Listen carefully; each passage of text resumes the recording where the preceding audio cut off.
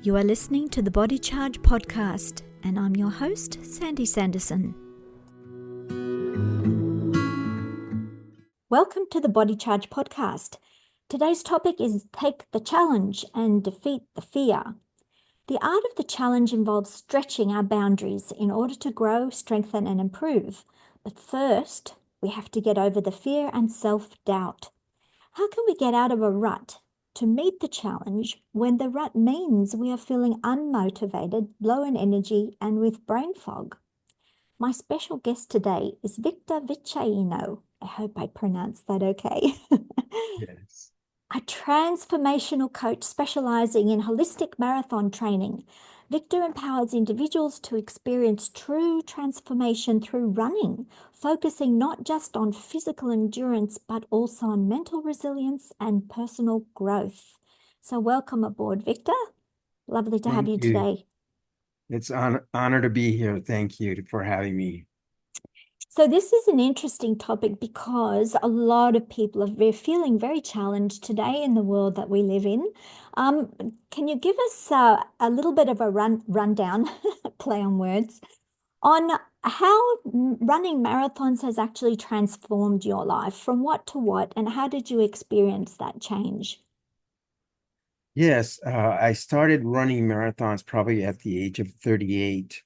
And at that time, I was starting to listen to Tony Robbins, who kind of said that we should take on bigger challenges, sign up for uh, a way of getting out of our comfort zone. And at the same time, my sister invited me to sign up for a marathon. And I thought, okay, this would be a good opportunity to take on something big. But the reason why I was into personal growth was because I was noticing I had just gotten a job at UPS as a driver. And I, in the past, I tended to drink quite a bit of alcohol. And I've gotten into drugs before, not a lot, but alcohol was my main thing that I liked to do. And I was getting a little tired of that routine where once I started working at UPS, I really liked that job. And I thought, I want to enjoy my job and I want to quit drinking, but I was always felt compelled to do that. And when I started running marathons, one of the thing that the coaches ask us is while you're training for this marathon is you give up alcohol. And I thought, okay, that's a good a good goal for me. Mm. And I just felt so many changes, not just in the discipline of better nutrition, but also everything else started to work much better. Um, my digestion worked better, my sleep circadians were better, everything was running much better. And then after I ran that first marathon, I wanted to qualify for the Boston Marathon. And I kind of got addicted to running the marathons because it took me 17 marathons to finally qualify for Boston. And by then I felt the transformation just from the learning from everything and connecting the personal growth, the meditation, the spiritual practices while I was running. And that's something I still do. So it helped you feel a lot better about yourself, both physically and mentally. Um, and Yeah. it sounds like you replaced one kind of addiction for another kind of addiction, but it was a good addiction to good health A or a better, healthy yeah, lifestyle. Yeah. a little better. And I think that is because you start to learn, it's easier to start to make modifications because you can feel a little bit obsessed, especially when I was trying to qualify for Boston. I was obsessed with that goal. And I was feeling a little bit of like, okay, this is just a substitute for that addiction. But with the other things and personal growth that I was learning, I was also finding ways in which I could find a balance. Yes. So going back to when you were in the rut of the alcohol abuse, um, describe how you were mentally at that time. What did you get from the alcohol at that time? that kept you coming back to it and getting stuck in that space, even though that you wanted to come out of it? I meet a lot of people who have dealt with addiction and who are still dealing with addiction and can't seem to make that first step to get out of the hole, even though they mentally want to and they seem to be quite motivated. But is it an emotional thing? Is it what is it that keeps them stuck, do you think? I think they find comfort. That's what happens with me. I was finding comfort with alcohol. It gave me more confidence. I liked drinking when I would go out to the nightclubs. I loved dancing, and when I had a couple of beers, I just felt more relaxed, and I felt that high that just made me more comfortable. But it was becoming harder and harder to control the amount, and just and then feeling horrible, but then doing it again the next weekend. It's like how, Yeah. yeah, I don't think I understood exactly What it was doing to why, you over yeah, time. or why was it so attractive when I was in pain from the hangovers, and it's like how am I doing it every single weekend? Yeah. But yeah, A lot of people actually use alcohol to overcome social anxiety. And so you just made a comment that you like to go out and you drink in a social context. Um, so, for people who are trying to get out of that space, but who don't want to give up that social connection, what kind of things do you recommend where they can still go out and have fun, but not be entrapped by the chains of the alcohol? in my opinion, I think that doing similar to something that I did, where was I started hanging on with other runners and finding that social network, and I did feel like I was getting high from the dopamine of running, but it was a more natural high, and I felt like I could use it more constructive, and I had more control over everything that I was feeling, but still kind of pursuing some of the reasons why I have those cravings. Why did it when I'm not running? Does that mean I go back to alcohol because now I'm not running? And so I was really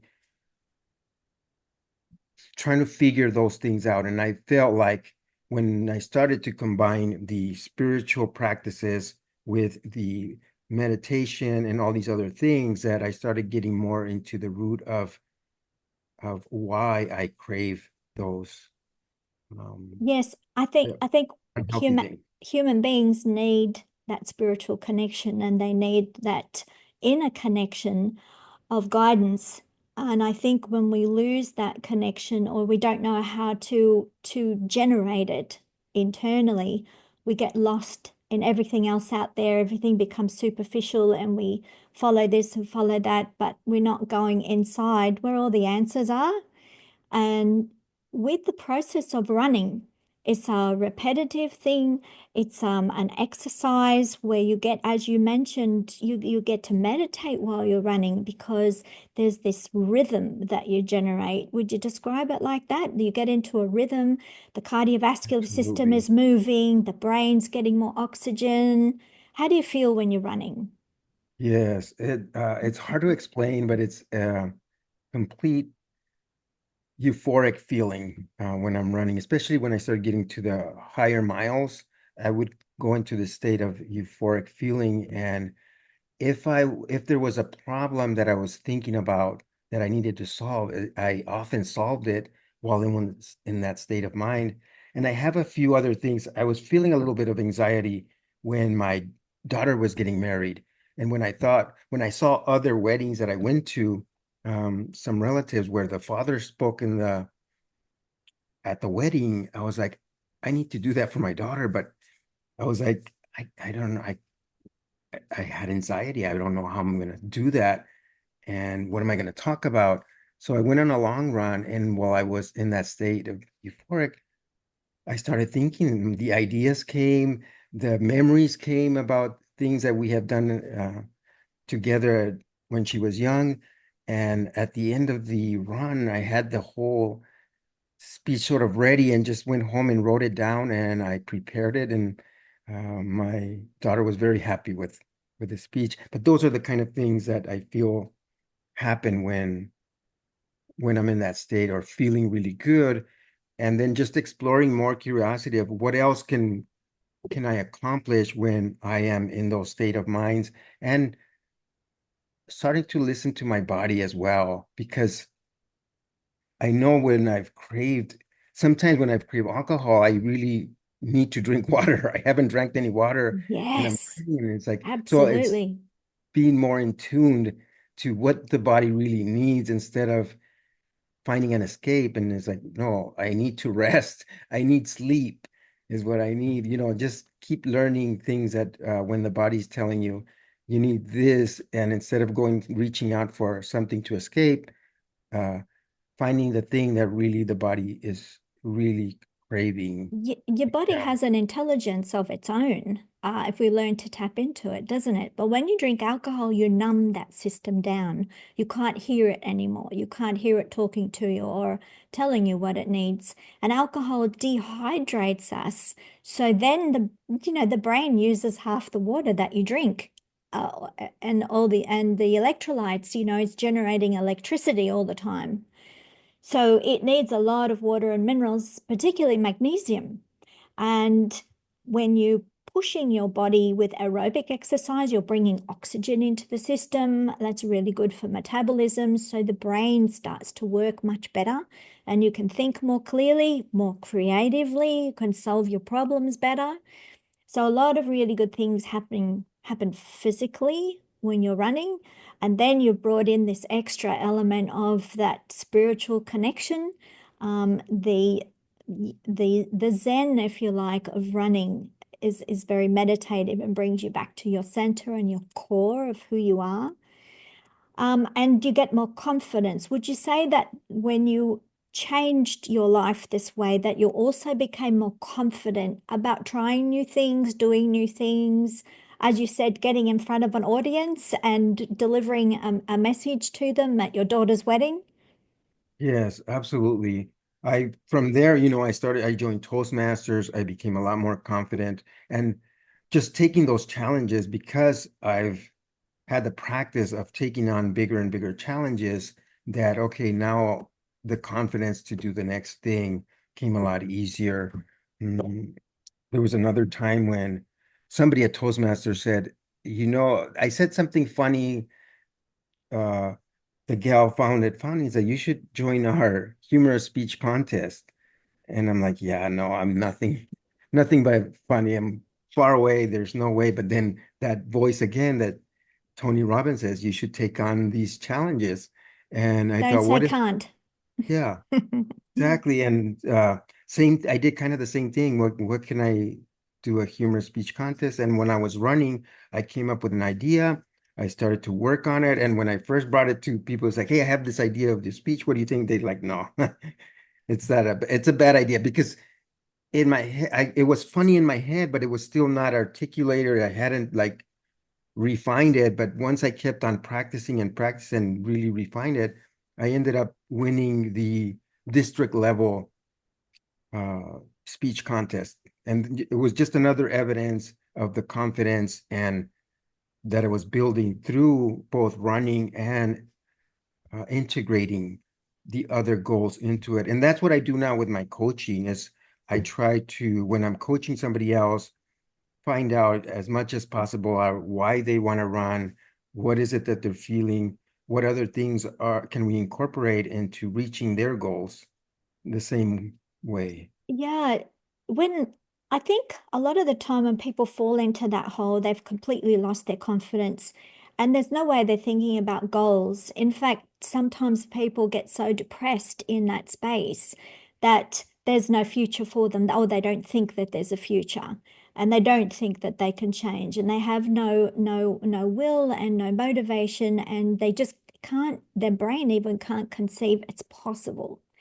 So And that's a lot of the time, we can be taught to think that way. You're powerless, you can't do anything in the world, you're just down there. We can have experiences even as a child that we take forward into adulthood, which robs us of the confidence that we need to achieve.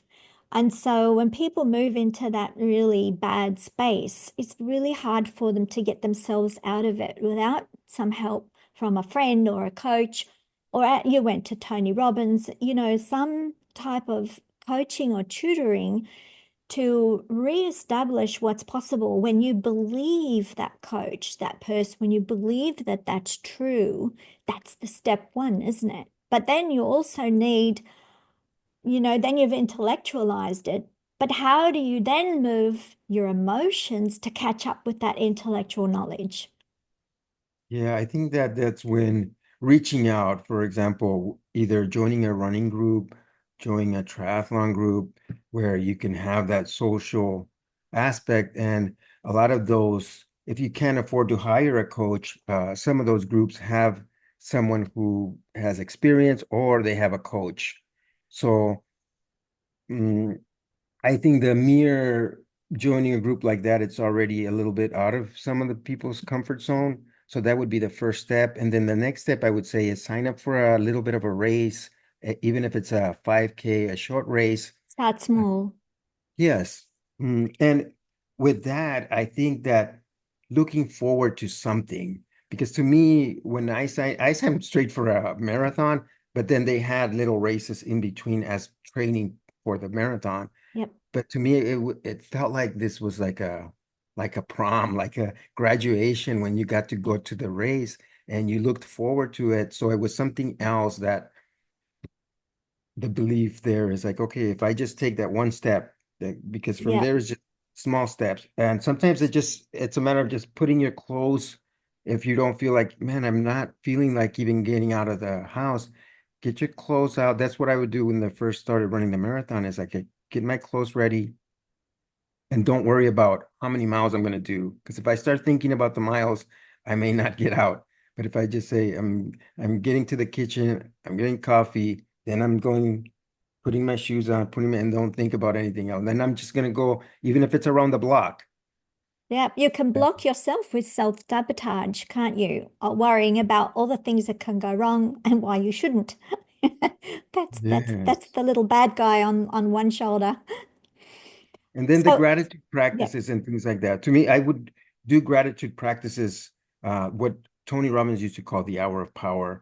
I would just do find things that I'm grateful for or people I'm grateful for in my life. And I've done a full marathon just dedicating each mile to a person I'm grateful for in my life. Oh, that's really lovely. That's putting the love out there, isn't it? What goes around comes around, and when you put it out there, it comes back to you somehow or other in some way. Yes, Yeah, so absolutely. just going back to the step-by-step process, starting small, that does make a lot of sense because if it's small and it's bite size, people don't need a huge amount of confidence. And to get that little negative voice out of their head, they just put their clothes on the bed and go through motions, go through automatic pilot motions, put one foot in front of the other, get out the door, Yeah. just get to that place where they start the run, just move there, even though you don't feel like it. It's almost like fake it till you make it, isn't it? Yes. So Yeah. when I was a teenager, my first job, part-time job while I was in school was at Kmart as a checkout operator, and they taught us to smile anyway, even if you don't feel like it. Thank you for shopping at Kmart. And we had to smile. And the coach was saying, even if you don't feel like it, the fact that you're moving your muscles in the shape of a smile sends signals to the brain that you should be happy because you've got to match the facial expression, right? And then Yeah. eventually it follows, a bit of a phase lag, and then you do feel much better. So, in the same way, going through the motions, get yourself to the run because once you start, everything starts to move and the brain starts to wake up and you're getting that blood circulating and the oxygen where it needs to go. And putting one foot in front of the other, and bit by bit you get there. And then you feel a sense of achievement because you've overcome a huge obstacle, which is yourself, isn't it? That Yeah. self-sabotaging mental voice that tells you you can't, you don't want to, it won't work, all of that. When you bypass that fear, that's a voice of fear, that's a huge achievement in and of itself, isn't it? Yes. Yeah, you start to discover a lot. And when you have so much time with the long distance running, because you have so much out there with yourself and your mind, you really start to learn some of the tricks that the brain plays on you or start. And especially when I started to listen to, for example, Dr. Bernard Beckwith with like forgiveness exercises and just finding people that you need to forgive, including yourself for things you're doing. It's when you start to discover, it's like, oh, I didn't realize how angry I am at myself or how I haven't forgiven me myself for either not doing something or doing the wrong things or the wrong decisions. And that sort of carried throughout. And that was a real eye opener when I started to do those exercises. Yes, it's almost like in the process of running and exercising the muscles, the cardiovascular system, the chemical memories, because memories can be converted to chemicals that get stuck in the muscles. When you're pushing and moving it all and circulating it, your body starts to release, let go of the tension created by old bad memories. Start to feel freer, more alive, more capable and autonomous and empowered, rather than being trapped and feeling like a prisoner or a victim. You turn it right around, the opposite. Yes, yes, I like that. Yeah, I can relate to that because those are the exact things that I was feeling when I did those exercise. The So, other yep, exercise that I sorry. would, no, I just want to mention this one more thing that when I did the other exercise was, and the same Dr. Bernard Beckwith, the way I would frame things, and it would make a big difference the way I would frame certain things that I would think, because especially when I was trying to qualify for the Boston Marathon, it was I'm trying to get something. And he suggested, and instead of trying to get something, allow something to express itself through you. And the question was, what is God trying to express himself through me? And there was a whole different mindset of instead of trying to get things, Or, or, allowing or my body to, pushing, forcing something. yeah, That sounds like you learn to allow it to flow. The thing that's meant to be, you're allowing it to flow through you. So you're becoming a better channel, a better spiritual channel, more connected with who you are, your humanity, and your mission in life and what you need to do. Um, Coming back to marathon running, it might not be everyone's cup of tea, but there are a number of other kinds of challenges which are physical, such as perhaps walking. Walking long distances can do the same thing. Sometimes people might have joint, pain, or, they can't do marathons for one reason or another, but they may be able to do long distance walking, something that gets that cardiovascular system moving and getting the oxygen through the system. Just pick something that you like to do, and with a group of people helps, doesn't it? Because then you get that social connection as well. You're not just doing it on your own. You could even have a conversation while you're running. yeah, there was a huge group because my ex-wife and I, we joined the 50 states where we're wanting to complete a half marathon on all 50 states. But in those groups, there's a lot of people doing the full marathons.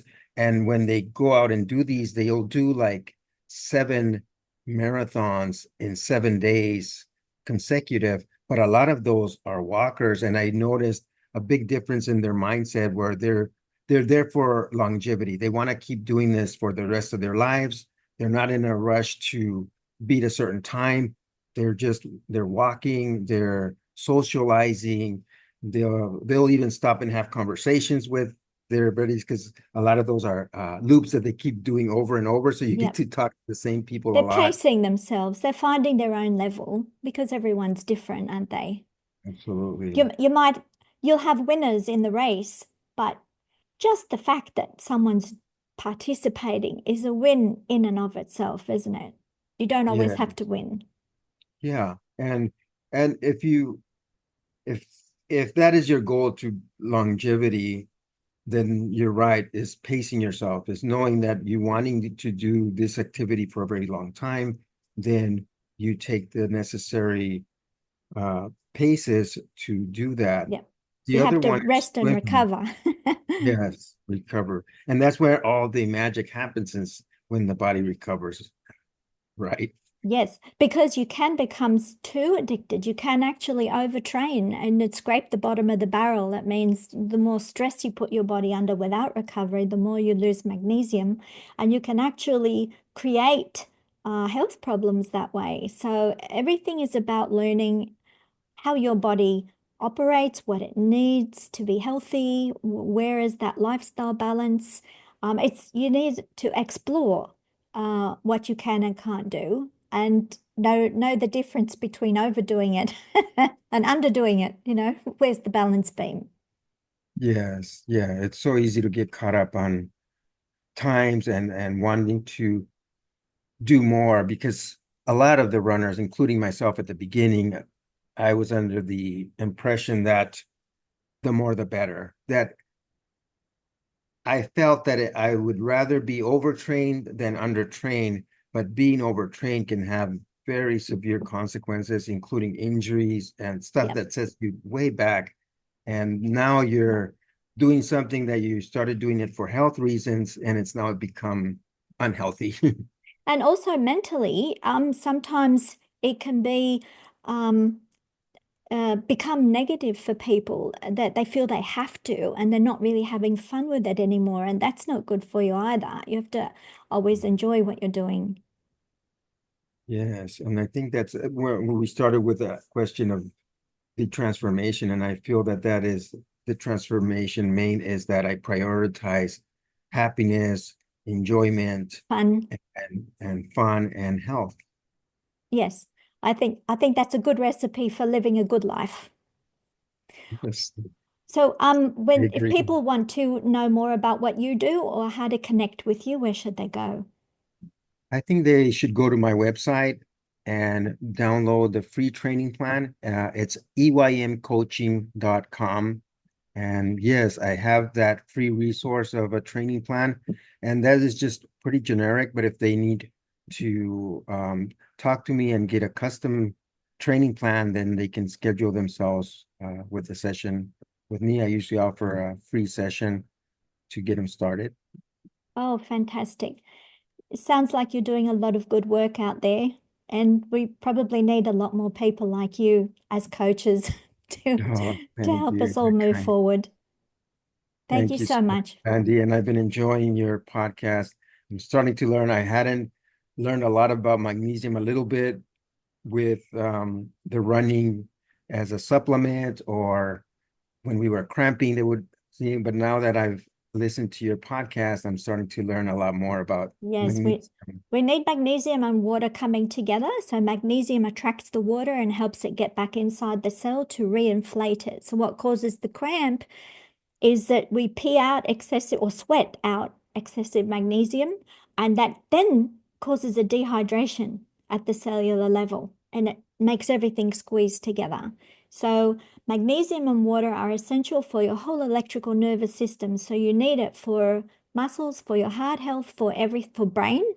The biggest electrical activity, if you have the scans, you'll notice is in the brain and the heart, or the electricity you can see.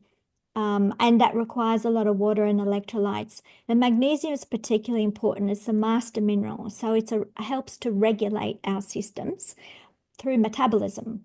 And when we don't have enough magnesium, we tend to feel more stress. We can't think very clearly. It's not just cramps or restless legs. It's recovery from injury. Because it's the immune system. It's how you need energy to make new cells to regenerate, for generating stem cells, for so many activities. It's the power point of the body. It's like delivering electricity, and every cell is a little factory, and it needs power to do its job. Doesn't matter what part of the body we're talking about.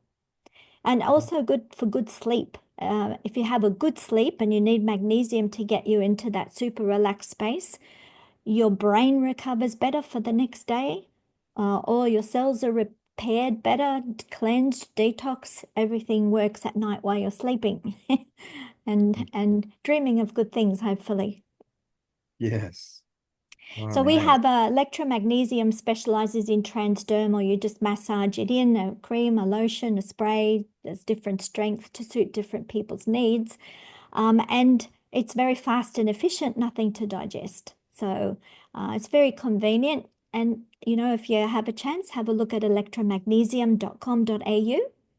Okay, I'm going to try that, especially because I have a few clients that do suffer from cramping, and I've suffered from cramping as well. And they're always wanting recommendations. Yeah. And And it maybe that's helps one of them. muscles and joints and ligaments stay more flexible. So used in a massage, you help everything stay flexible, stretchy. I call it the WD-40 of the body. It's to Oh, wow. prevent Yes. stiffening. And, if you get stiffer, the more prone you are to injury when you move. So the more flexible you can be, the more you bounce, the better it is.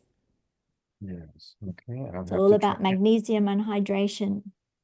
Need some hydration. Yes. Thank you. Thank you.